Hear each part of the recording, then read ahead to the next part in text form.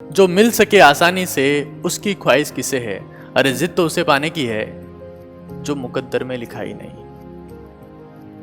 मैं आज बात करने वाला हूं उन सारे स्टूडेंट से जिनका स्कोर इस साल 550 के आसपास रहा और हाई कट ऑफ की वजह से वो अपनी ड्रीम मेडिकल कॉलेज से थोड़ा सा दूर रह गए। लेकिन अब उन्होंने अपने आप से वादा किया है कि वो इस बार हिंदुस्तान की टॉप मेडिकल कॉलेज में जाकर रहेंगे और अपने स्कोर को वहां तक पहुंचा के रहेंगे जहां तक कुछ एक लोग ही पहुंच पाते हैं। तो सबसे पहली बात, ये वीडियो उन स्टूडेंट्स के लिए है जो इस बार 550 के आसपास स्कोर कर चुके हैं और अपने स्कोर को 120, 130 इंप्रूव करते हुए 670, 680 या 700 के आसपास तक ले जाना चाहते हैं। तो पहली बात, only for those who already have score 550 and have a basic knowledge, a good level of knowledge already about the physics, chemistry and biology.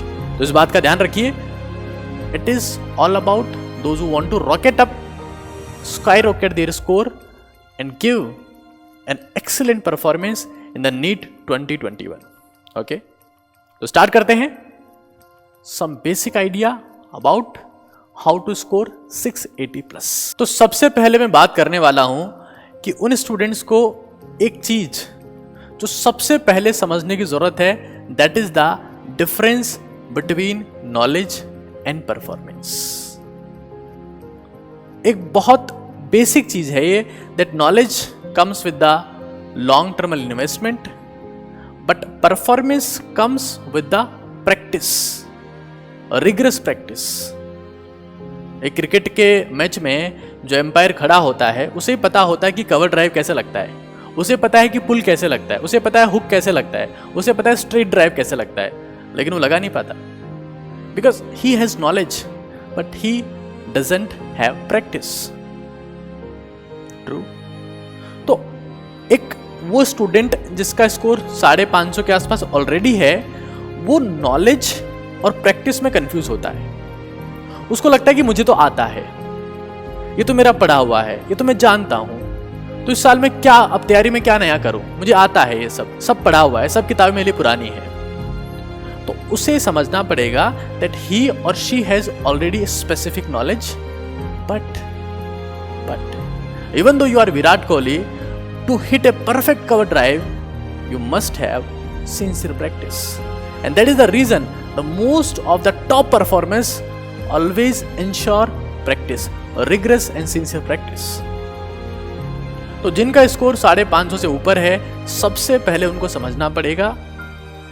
Let's see if I talk about Mahendra Singh Dhoni.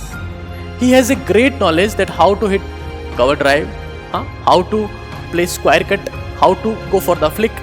He knows everything. But right now in the current IPL he is not able to perform because he is lacking the energy, the enthusiasm for the practice, for the enough practice। क्योंकि practice के साथ में तो आप ज़्यादा उम्र में perform कर सकते हो। तो आप जो, क्योंकि मुझे पता है 550 के आसपास नंबर लाने वाले लोग जो होते हैं, they also lack enthusiasm, energy for the preparation। They don't want to get with all those NCERTs again, the same content, the same notes, the same kind of teachers। तो उनको क्या करना है, उनको नॉलेज को साइड में रखना है और फोकस करना है प्रैक्टिस पे, सिर्फ प्रैक्टिस पे फोकस करना है। मैं यहाँ पर जो मेरी मेंटरशिप में फिलहाल जितने भी स्टूडेंट्स हैं, चाहे वो मुझसे ऑनलाइन कनेक्टेड हैं या ऑफलाइन पर फिलहाल कनेक्टेड हैं, वो मेरे स्पेसिफिकली ऑफलाइन वाले लोग, वो मेरी स्ट्रिक्ट गाइडेंस में हैं कि वो आज क्या कर रहे हैं और मैं उनसे इंश्योर करवाता हूँ कि वो डेली बेसिस पर कम से कम 2 पेपर सॉल्व कर रहे हैं जो फुल सिलेबस पेपर है।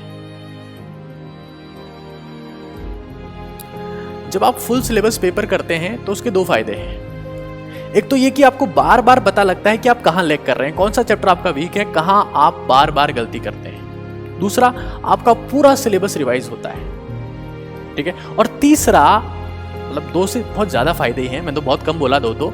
तीसरा फायदा ये होगा कि आप ये इंश्योर कर पाएंगे कि एग्जाम में मुझे कैसा माहौल मिलेगा और आप लॉन्ग टर्मल गेम खेलते हैं। हाँ, तैयारी करने वाले स्टूडेंट 2 टाइप के होते हैं। एक वो जिनको अभी फिलहाल जो माइनर टेस्ट हो रहा है उसमें मार्क्स चाहिए, उसमें उनको फिजिक्स में टॉप करना है, केमिस्ट्री में टॉप करना है, बायो में टॉप करना है। दूसरे वो जिनको लास्ट एग्जाम में जाके टॉप करना है। तो जिनका स्कोर 550 से ऊपर है, सबसे पहले तो उनको समझना पड़ेगा that knowledge is a one thing but practice is everything, specifically for them. दूसरी बात, उनको इंश्योर करना पड़ेगा that they are solving at least 2 full syllabus paper on daily basis. उनको इस बात की चिंता नहीं करनी है कि उनके माइनर टेस्ट में क्या स्कोर आया, क्या रैंक आया, उनका फिजिक्स में कम आया कि केमिस्ट्री में ज्यादा है कि बायोलॉजी में कम है। Doesn't count, it doesn't count. You just have to ensure serious and sincere practice, 2 papers on daily basis। आप जब पेपर सॉल्व करेंगे तो 1 दिन सॉल्व किया, 2 दिन सॉल्व किया, 3 दिन सॉल्व किया, 6 पेपर हो गए। अब चौथे दिन रुक जाना है और चौथे दिन रुककर यह चेक करना है कि आप जो पेपर सॉल्व कर रहे हैं उसमें कहां पर आप बार बार फंस रहे हैं, कौन से चैप्टर ऐसे हैं जहां पर आप बार बार अटक रहे हैं, कहां पर आपको सिंसियर इंप्रूवमेंट की जरूरत है। रुक जाना है, उस चीज के लेक्चर्स देखने हैं, उस चीज को समझना है, रीड करना है, थ्योरी देखनी है, पुराने साल के क्वेश्चन करने हैं और फिर वापस से उसी ट्रैक पे आना है। मतलब आपको 3:1 रखना है। 3 दिन क्या करना है, फुल सिलेबस पेपर। 1 दिन उस चीज को देना है, चाहे वो फिजिक्स की हो, चाहे केमिस्ट्री की हो, चाहे बायो की हो। एक साथ सारे चैप्टर्स को लेकर नहीं बैठना है। अगर आपको लग रहा है कि हाँ बायो में मैं इस चैप्टर में दिक्कत है, लाइक प्लांट मॉर्फोलॉजी में मैं बार बार गलती कर रहा हूं, तो 1 दिन फिक्स करो कि आज का दिन प्लांट मॉर्फोलॉजी के नाम, और मैं आज इसको इंप्रूव करने की कोशिश करूंगा। That is very essential. Practice के साथ साथ में ऐसा नहीं है कि ये जो हरियाणा रोडवेज के ड्राइवर आते हैं, सर ने बोला रोज के 2 पेपर करने हैं, तो हरियाणा रोडवेज के ड्राइवर क्या करते हैं, जो बस होती है उसमें रेस के ऊपर ईंट रख दी और स्टीयरिंग संभालते हैं बस। They are very tremendous drivers, right. तो ऐसा नहीं है कि सर ने बोल दिया 2 पेपर करने हैं तो अब रोज के करे जा रहे हैं। इससे कोई मतलब नहीं कि पेपर में स्कोर क्या आ रहा है, इंप्रूवमेंट है कि नहीं है, हाँ कोई वीक टॉपिक है उसमें हम वापस फोकस कर रहे हैं कि नहीं कर रहे हैं। That is very essential. तो ये पहली बात, क्योंकि ये फुल सिलेबस का काम वो लोग नहीं कर सकते जिनका स्कोर 350-400 है पहले से। They won't be able to perform. तो 2 पेपर डेली बेसिस पर 3 दिन करना है, रुक जाना है। अगर 1 दिन में नहीं हो पा रहा है 2 दिन रुक जाओ, लेकिन 3 दिन या तो आप 3:1 रखिए स्ट्रेटेजी, या फिर 3:2 रखिए। 3 दिन तो 6 पेपर करने ही करने हैं।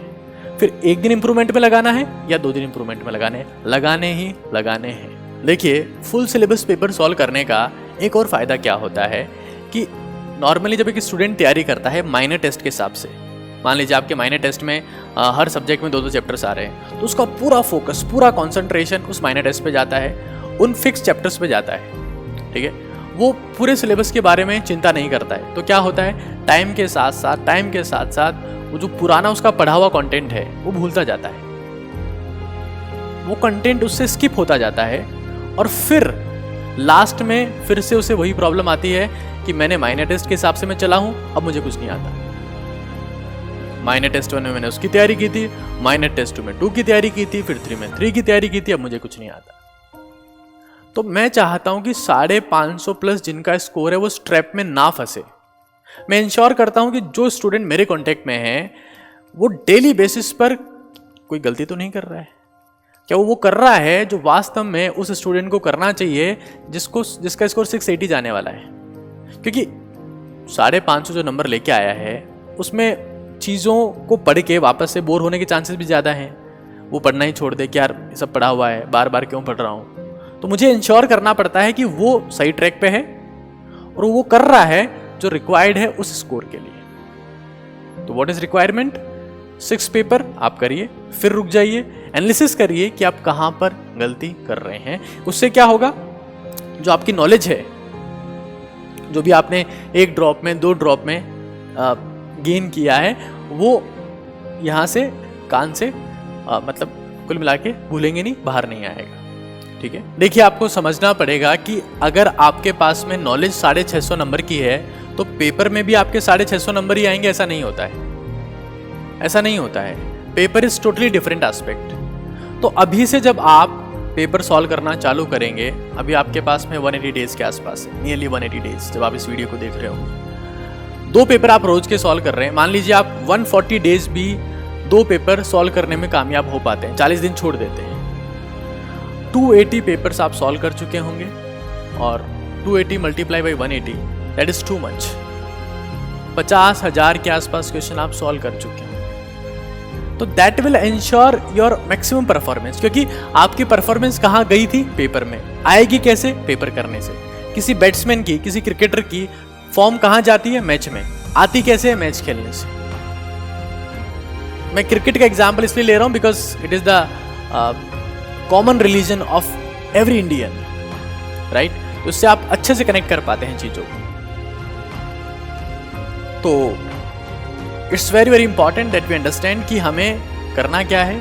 माइनर टेस्ट को छोड़ दो, फोकस वहां करो जो आपकी फाइनल डेस्टिनेशन है, फोकस वहां करो जो एंड गोल है, फोकस वहां करो जो आपका ड्रीम है। और उससे इंपॉर्टेंट बात क्या है कि पेपर आप जो भी कर रहे हैं वो 2.25 घंटे के आसपास। ऐसा नहीं है कि पेपर को लेके बैठे हैं और 3 घंटे में सॉल्व कर रहे हैं, नो। 180 क्वेश्चन का पेपर आपको 2.25 घंटे में करना है। अब पेपर कौन से करने हैं? तो स्टार्ट करिए आप प्रीवियस ईयर नीट से, उसके बाद प्रीवियस ईयर केरला पीएमटी या प्रीवियस ईयर जेईई मेन कर सकते हैं। और उसके अलावा thousands of practice paper available है बहुत जगह पर, ऑफलाइन में भी ऑनलाइन में भी। आप मुझे कहेंगे, मैं भी आपको प्रैक्टिस पेपर अवेलेबल करवा दूंगा एप्लीकेशन पर, कोई दिक्कत नहीं, वो कोई बड़ी बात नहीं है। हम जो नीट काका जी ऐप है उसके ऊपर आपको प्रैक्टिस प्रॉब्लम्स या प्रैक्टिस पेपर्स अवेलेबल करवा देंगे, कोई बड़ी बात नहीं है।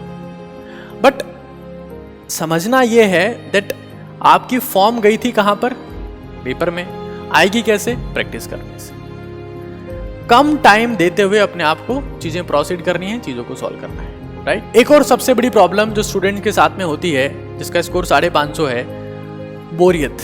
कि यार यही चीजें हैं, यही एनसीईआरटी है, यही माहौल है। तो आप एक और काम आपको बहुत सिंसियरली करना है, वो ये कि आप अपने आसपास के माहौल को चेंज करिए, अपने हालात को चेंज करिए। अगर कहीं बोरियत हो रही है तो उसे ख़त्म करिए।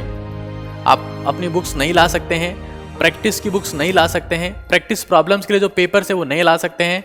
अपने आसपास जहाँ पर भी आप पढ़ते हैं वहाँ पर नए पोस्टर्स लगा सकते हैं, नई इमेजेस लगा सकते हैं, नया माहौल सेट कर सकते हैं, नया टारगेट सेट कर सकते हैं कि ये मेरा गोल है और ये मेरे हर चीज़ मैंने चेंज कर दी है ताकि मेरा एंथुसियाज्म खत्म ना हो। ये मानकर चलिए कि आपके आसपास का माहौल आपको बहुत ज़्यादा इफेक्ट करता ही करता है, तो आप उसे चेंज करिए। अभी दिवाली का टाइम ही आने वाला है, तो बहुत अच्छे से सफाई करिए और उसे इतना अच्छा बनाइए कि आपका वहाँ से उठने का मन नहीं करे। जब भी आप डिप्रेस फील करें तो आप वहीं आकर बैठें, क्योंकि वहाँ का माहौल इतना ज़्यादा पॉजिटिव है। ठीक है, तो आज के लिए इतना ही है। Thank you. जो मिल सके आसानी से उसकी ख्वाहिश किसे है, अरे जिद तो उसे पाने की है जो मुकद्दर में लिखा ही नहीं।